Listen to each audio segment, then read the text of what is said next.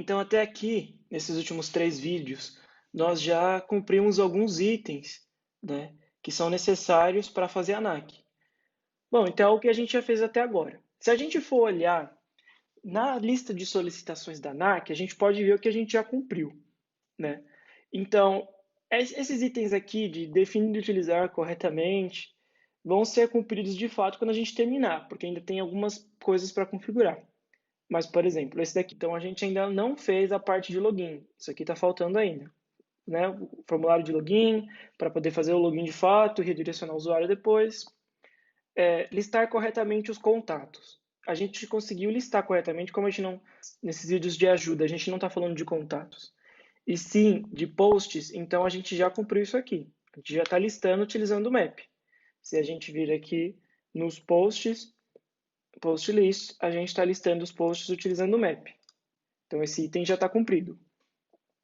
Enviar corretamente o parâmetro da rota, né, ID do contato. Então, no nosso caso, o ID do post, a gente está enviando corretamente. Quando a gente clica no post, a gente está redirecionando para a rota de detalhe, passando um ID, né? Então, a gente já cumpriu esse item. Recuperar corretamente os dados de um contato específico. No nosso caso, são posts. Então, se a gente vir aqui na página de detalhe, né, logo que carrega, a gente pega o ID que foi passado pela URL e chama essa função loadPost, passando o ID. Aí ela recebe e chama o serviço. Depois ela pega a resposta do serviço e joga no state para mostrar o post específico, né? Então, a gente está aqui, quando a gente clica, ele vai para a página de detalhe e aí a gente recupera o post específico. Então, esse item a gente também já cumpriu. E aí o fluxo só vai ser terminado de fato quando a gente fizer o login, mas a parte da listagem, contato específico, a gente já tem. Falta o login e o logout. Então, vamos começar, né, para concluir essa lista, né, não referente à NAC, mas referente ao projeto que a gente está fazendo para ajudar, vamos fazer a parte agora, então, de login, né, para já cumprir mais alguns itens aí que são necessários para fazer a NAC. Então, vamos lá, vou colocar a mão na massa. Então, a primeira coisa que a gente pode fazer aqui para continuar é criar a tela de login, né, e a rota. Para daí, então, criar o formulário de login.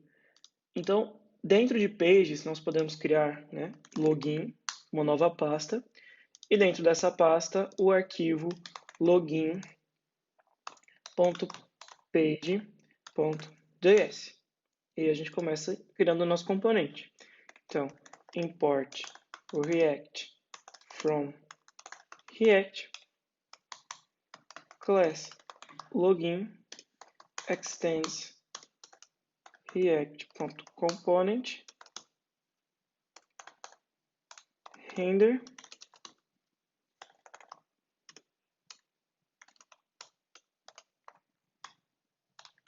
para a gente saber aqui, ó, hello login page e export default login. Então temos aqui nossa página, né, nosso componente que será a nossa página de login.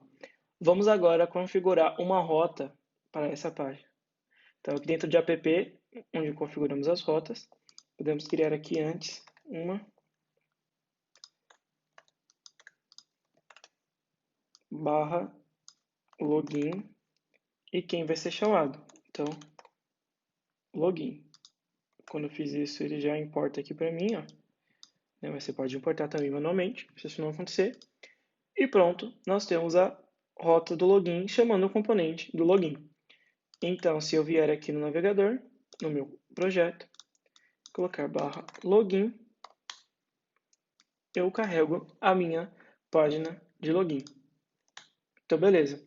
A gente pode criar só mais uma página, que seria a nossa página de home, né? Porque quando a gente clica em home, não tem nada que é carregado no componente. Não tem nenhum componente que é carregado aqui na rota raiz. Então a gente pode criar só aqui mais uma rota e fazer o quê? Vamos criar também mais um componente, né? Então, page, vamos criar aqui uma pasta, né? Home, e dentro dela, home.page.js. Aí, para ficar mais rápido, a gente pode importar aqui, que a gente acabou de criar para login. Não, importar não, copiar e colar aqui e trocar o nome. Então, de login, a gente muda para home.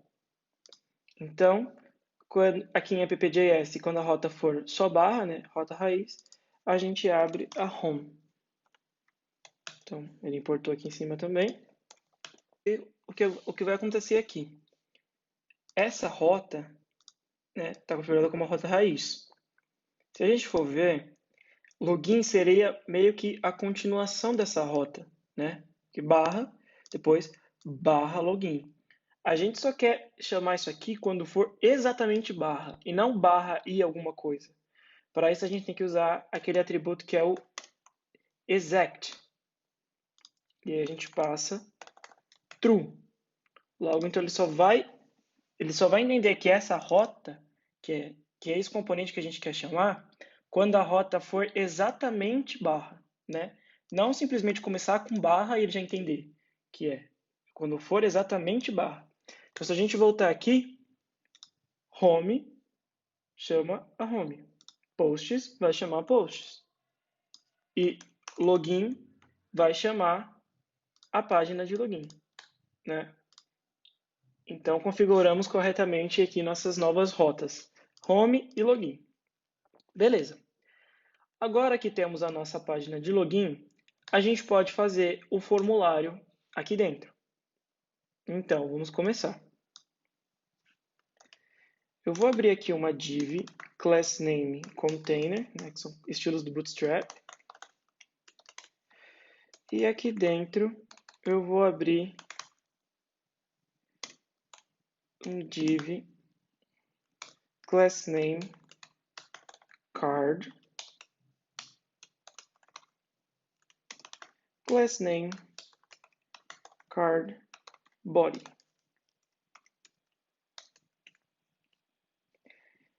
E aí eu posso ir lá no site do Bootstrap, eu já tenho um card aqui.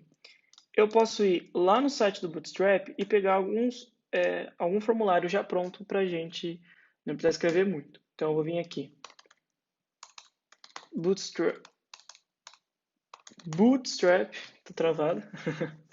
Bootstrap, Components, e a gente vem aqui em Forms. Então já tem até aqui um formulário de login, né? Mais ou menos pronto. Então a gente pode copiar isso aqui, colar aqui dentro, vou indentar aqui,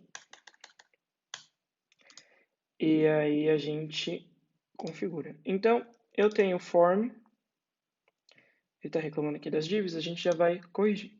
Então as primeiras coisas que a gente tem que aqui alterar. Não podemos utilizar class, né? É class name por React. Então aqui, class name. For também não pode ser utilizado, né? É HTML for. A gente pode tirar esse check, porque a gente não vai utilizar o checkbox. Vamos utilizar o campo de e-mail e o campo de senha. Input, nós precisamos fechar na própria tag. Aí já os erros de fechamento já somem. Aí a gente pode apagar isso daqui, não vai precisar. Talvez apagar o placeholder também, por enquanto. Não, vamos deixar o placeholder. A gente pode fazer esse small aqui, vamos comentar ele por enquanto. Então, nós temos o campo de e-mail, o campo de senha e o botão de enviar. A gente pode salvar aqui para ver como é que está até agora. Então, aqui já temos um formuláriozinho de login. Vamos, também está escrito em inglês, a gente pode só alterar aqui, por exemplo. E-mail. Insira seu e-mail. E esse ID, em vez desse ID louco, a gente pode utilizar só e-mail. Então, aqui na label e no ID do campo. Aí aqui para password, a gente põe senha, insira a sua senha,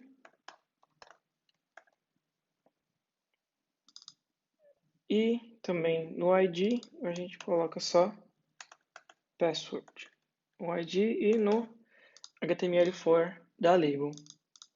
E por último, no botão de submit a gente coloca entrar. Então já vai ter uma carinha mais amigável aqui em si, a gente pode colocar minúsculo mesmo. Aí, show! Então nós temos aí o HTML pronto do nosso componente de login, da nossa página de login. A gente pode aqui começar a tratar os campos, né, conectando com o state. Então vamos aqui criar o nosso construtor. Opa! Props.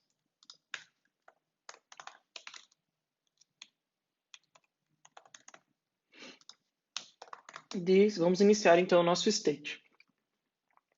This state recebe. E a gente pode começar a iniciar os valores também dos atributos para os campos. Então nós temos aqui o campo de e-mail. A gente pode começar com ele vazio. E o campo de senha. Também começamos com ele vazio.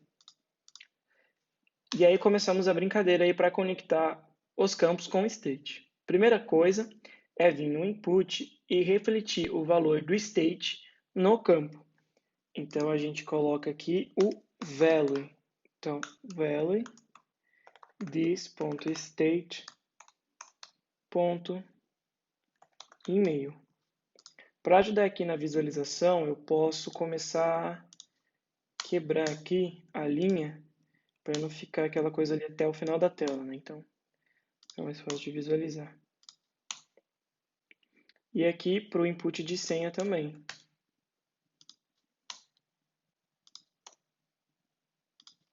Beleza. Então, nós temos o value aqui para o e-mail. Eu posso copiar aqui, colar, e o value para a senha também. Então, password. Beleza. Então, o valor do state já está refletindo no campo. Se eu colocar um valor aqui, teste, ele já vai aparecer aqui. Porém, a gente ainda tem que, estou digitando aqui e não está acontecendo nada.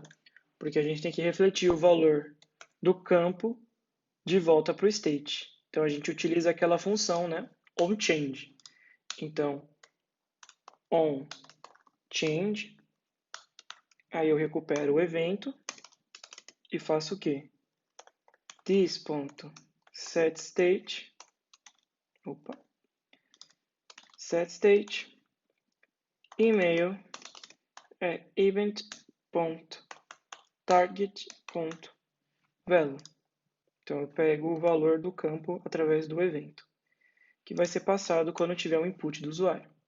Então, eu posso copiar isso daqui, colocar aqui no campo de senha, só que em vez de e-mail é password. E agora, então, quando eu digitar no campo,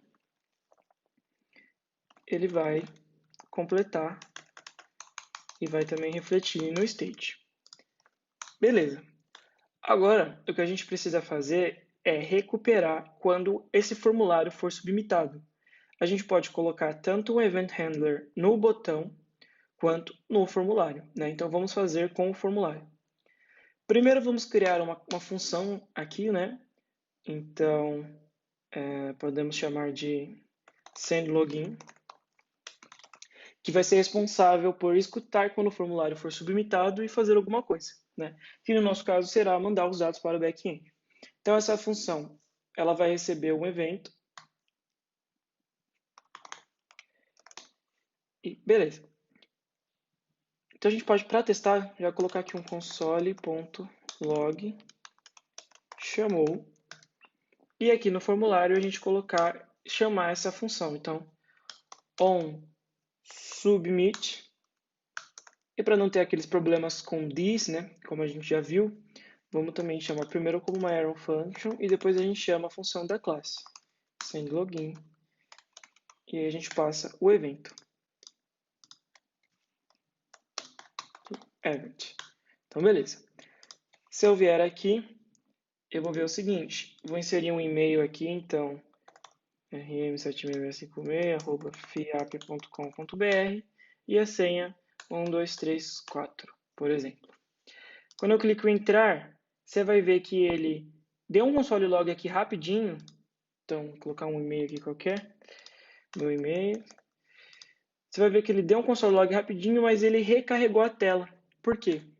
Porque por mais que a gente esteja chamando uma função aqui, né, que a gente passou para quando o formulário for submitado, ele vai continuar fazendo o padrão do formulário, que é fazer uma requisição GET para o endereço, né? Como não passamos o endereço, ele faz para o mesmo endereço. Então, ele recarrega a página que a gente está.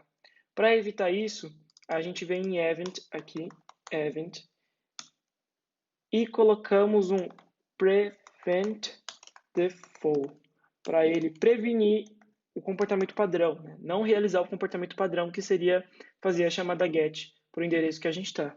Então, se a gente faz isso, eu posso vir aqui de novo.